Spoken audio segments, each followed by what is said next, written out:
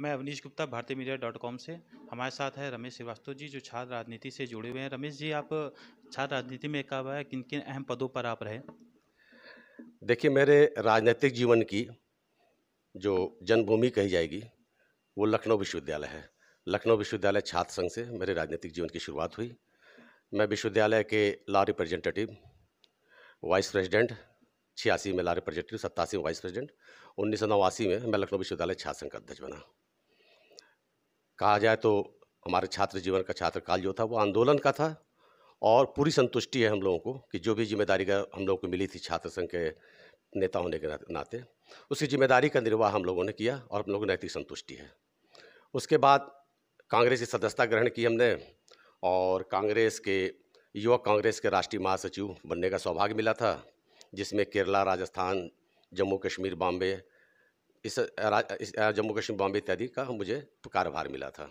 MS Bitta जी हमारे president थे। उसके बाद प्रदेश के विभिन्न पदों पर कार्य करने का, संगठन का कार्य करने का अवसर मिला। जो जिम्मेदारी मिली उसका निर्वाह किया गया। दुर्भाग्यपूर्ण पक्ष ये था कि राजनीति में ही थे हम लोग, हाउस पॉलिटिक्स जाना चाहिए, लेकिन चांस की बात है कि विधायिका और संसद में जाने का अवसर हम लोगों को नहीं मिला। इसके अलावा जो भी समाज सेवा इत्यादि किया जा सकता है उसे हम लोग करते हैं, और राजनीति की सक्रियता बनी रहती है। ये हमारे राजनीतिक जीवन का सन 1986 में राजनीतिक छात्र राजनीति की हमारी शुरुआत ही मैं कह सकता हूँ। सर, आपका बहुत लंबा अनुभव रहा है छात्र राजनीति से, और आज की जिस तरह छात्र राजनीति चल रही है और पहले की छात्र राजनीति में कितना अंतर रहा है? देखिए, समय में अंतर आया है, समाज में अंतर आया है, तो अंतर छात्र राजनीति में भी आया है। लेकिन मैं इसे छात्र राजनीति में छात्र नेताओं का या छात्रों का दोष नहीं मानता। पिछले दिनों न जाने किन कारणों से ये किसी षड्यंत्र के तहत, या मैं क्या कहूँ, जिस तरीके से छात्र राजनीति को बदनाम किया गया, छात्र राजनीति, छात्र संघों में चुनाव का होना रोका गया, इस प्रकार की तमाम गतिविधियां हुई जो छात्र राजनीति या छात्र संघ को बदनाम करने के लिए हुई। जबकि कल के भी छात्र नेताओं में योग्यता थी और आज के भी छात्र नेताओं के अंदर भी योग्यता है। पिछले दिनों लिंगदो की एक सिफारिश आई थी। लिंगदो चुनाव आयुक्त हुआ करते थे। सुप्रीम कोर्ट में विभिन्न विश्वविद्यालयों पे जो गतिविधियां हुई मारपीट की, उसको लेकर एक बहस हुई थी। इस बहस में योजना आयोग का चेयरमैन ये थे लिंगदो जी, इन्हें उसका चेयरमैन बना के कमेटी बनाई गई। इन्होंने सुप्रीम कोर्ट में एक सिफारिश दे दी। उस सिफारिश को UGC ने पारित कर दिया। अब पूरे देश में लिंगदो के सिफारिश के आधार पर छात्र संघ का चुनाव होने लगा।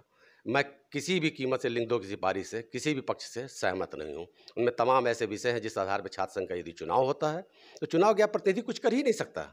उसे कुछ करने का यदि कोशिश भी करेगा तो विश्वविद्यालय से डिबार कर दिया जाएगा।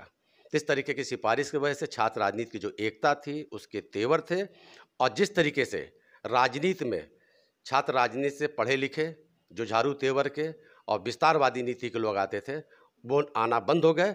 ये राजनीति के लिए दुर्भाग्यपूर्ण है। मेरा अपना व्यक्तिगत मानना है कि छात्र संघ का चुनाव होना चाहिए। यदि उसके अंदर कोई दोष है, कोई अवगुण है, कोई ऐसी समस्या है जिसके वजह से ये बदनाम हो रहा है, तो उसे दूर करना चाहिए, लेकिन छात्र राजनीति होनी चाहिए।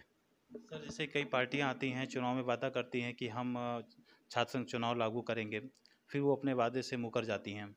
पिछली सरकार में भी, इस सरकार में भी। तो आपको क्या लगता है, इसमें छात्र चुनाव आगे होने की संभावना है?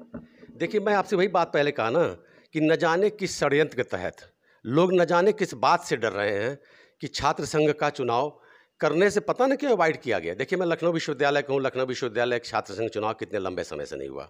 मुझे थोड़ी सी जानकारी है कि एक हाई कोर्ट में कोई रीट था, उसमें उच्च शिक्षा सचिव को कुछ अपनी बातें रखनी थी, न तो उन्हें रखा और न हाई कोर्ट का स्टे खत्म हुआ, इसलिए लखनऊ विश्वविद्यालय छात्र संघ का चुनाव नहीं हुआ।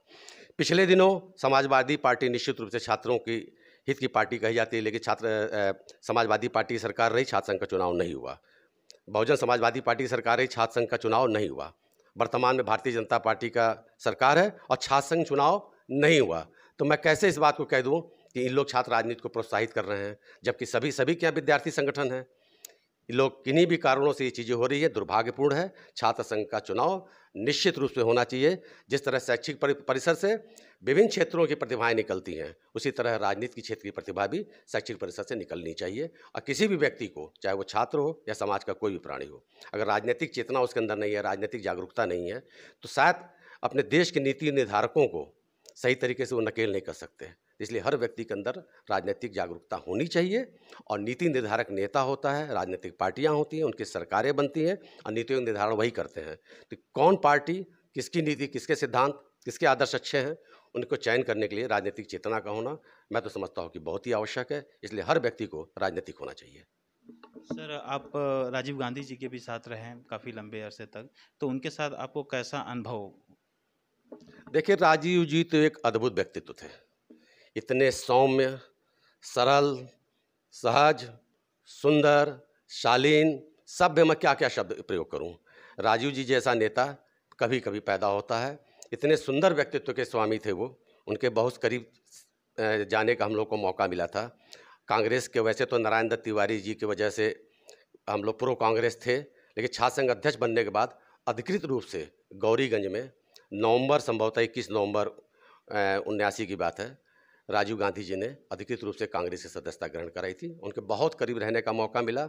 इस देश का दुर्भाग्य है कि राजीव जी बहुत लंबे समय तक शासन नहीं कर पाए। नहीं तो राजीव जी ने अपने कम समय में जिस प्रकार से संचार क्रांति, 18 वर्ष का मताधिकार, कंप्यूटर क्रांति, नवोदय विद्यालय, स्थानीय निकाय, डिसेंट्रलाइजेशन इत्यादि इत्यादि तमाम ऐसे काम कर गए कि राजीव जी जैसा व्यक्तित्व आसानी से नहीं आता। उन जैसे सुंदर व्यक्तित्व को और प्रतिभाशाली व्यक्ति को इस देश को कुछ दिन और आवश्यकता थी। सर, जिस तरह आज कोरोना जैसी महामारी का समय चल रहा है और दिन प्रतिदिन पेट्रोल और डीजल के दाम बढ़ता जा रहा है, इस पे आम जनता पर कितना प्रभाव पड़ेगा? देखिए, ये तो ज्वलंत विषय है, वैश्विक है, हमारा भारतवर्ष भी उसमें समाहित है। लेकिन जिस तरीके से कोरोना महामारी से डर के इसे लड़ाई लड़ी गई, मैं इसका पक्षधर नहीं हूँ। लॉकडाउन किया जाना अति आवश्यक था, किया गया। लेकिन लॉकडाउन के बाद हर व्यक्ति अपने घर में सीमित हो गया, यहाँ तक कि राजनीतिज्ञ हो गया। मैंने देखा कि मंत्री, एमएलएस, एमपी लूडो खेल रहे हैं, सांप सीढ़ी खेल रहे हैं, कोई पकौड़ा तल रहा है घर में, कोई गिटार बजा रहा है, कोई सितार बजा रहा है। अरे समाज में जब एडमिनिस्ट्रेशन के लोग, डीएम, एसडीएम इत्यादि काम किए, लॉ एंड ऑर्डर पुलिस के पास था, पुलिस ने क्या नहीं किया। पुलिस ने लॉ एंड ऑर्डर के अलावा दवा पहुंचाई, खाना पहुंचाया, पैदल चल रहे मजदूरों को गाड़ियों पर ज़बरदस्ती बैठा के उनके गंतव्य तक छोड़ने का प्रयास किया, हर चीज़ किया। और एक काम और भी बहुत अच्छा किया था, खूब कायदे से जनता को मारी भी है। ये दुर्भाग्यपूर्ण रहा। बीमारी रोकने का एक तरीका मेरे समझ से परे था। जिस तरीके से आम लोगों को मारा गया है, ये पक्ष बहुत ही दुखद था। और मैंने देखा कई ऐसे वायरल वीडियोज़ में कि रीढ़ की हड्डी पे मारा गया। साहब, मैं बताऊं आपकी, रीढ़ की हड्डी पे किसी को एक बार चोट लग जाए तो ज़िंदगी भर तो दर्द जाता नहीं है। इसलिए लाठी मारने का स्थान बनाया गया है, 2 जगह पर लाठी मारा जाता है। लेकिन जो लाठी मारी गई रीढ़ की हड्डी पे, जिस भयंकर तरीके से मारा गया, इस बीमारी को रोकने के लिए जो तरीका अपनाया गया, ये गलत था। इसके अलावा पुलिस ने हर काम किया है, लेकिन पुलिस को और भी सहयोग की और लोगों की ज़रूरत थी, जिसमें जनप्रतिनिधि बिल्कुल असफल रहे हैं। आश्चर्यजनक रहा किस तरह घर में दुबक गए लोग, चाहे जान से दुबके, चाहे किन्हीं भी कारणों से दुबके। अगर मृत्यु का इतना भय है तो भाई समाज में इतना बड़ी जिम्मेदारी क्यों लेते हैं आप? और एडमिनिस्ट्रेशन और लॉ एंड ऑर्डर वालों ने काम किया, और भी लोगों को काम करने देना चाहिए था। लॉकडाउन का मतलब घर में बैठना नहीं था। हमारे देश के हुक्मरान को, चाहे वो केंद्रीय हो चाहे प्रांतीय हो, अपने कार्यालय में एक मिनिमम स्टाफ के साथ, सारे मंत्रिमंडल के साथ दिन रात बैठ के काम करना चाहिए। जिस तरह इसके खिलाफ लड़ा गया है वो ठीक नहीं है।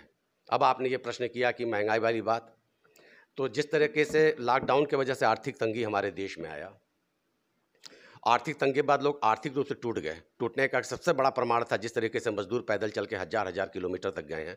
जिन जिन जो दृश्य आए हैं सामने, आश्चर्यजनक था। इसका अर्थ एक ही था कि हाँ, आर्थिक रूप से टूट गए थे, अब वहाँ नहीं जी सकते थे, अर्थात अपने घर जाना चाहते थे।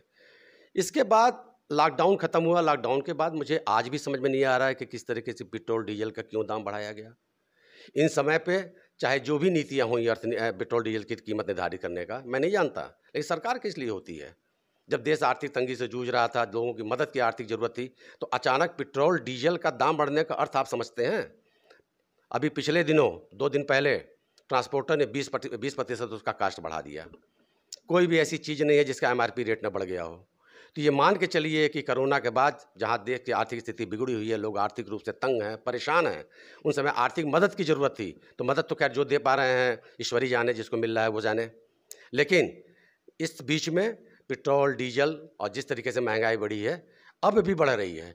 एक ये पक्ष बहुत ही दुखद है। और दूसरा एक पक्ष का मैं और विरोधी हूँ वर्तमान समय के कि लॉकडाउन के वजह से चीज़ें रुक गई हैं, कार्यालय नहीं खुल रहे हैं, स्टाफ नहीं हो रहे हैं, तो आज ये हर चीज़ की परिवर्तन की क्या ज़रूरत है। मैं रेलवे में देख रहा हूँ कि हमारी वो ट्रेनें न चला के ऐसी-ऐसी ट्रेनें या बोगियाँ बनाई जा रही है जिसमें इतना पैसा खर्चा किया जा रहा है।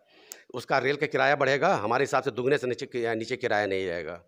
रोडवेज़ की भी अभी पॉलिसी नहीं डिसाइड कर पा रहे, जबकि अब चलने देना चाहिए था, डिस्टेंस का मेंटेन करना चाहिए। हालाँकि कम आदमी बैठेंगे तो किराया वहाँ भी बढ़ेगा। जब ट्रांसपोर्टेशन का बढ़ेगा तो कोई ऐसी चीज़ नहीं जिसका किराया नहीं बढ़ेगा।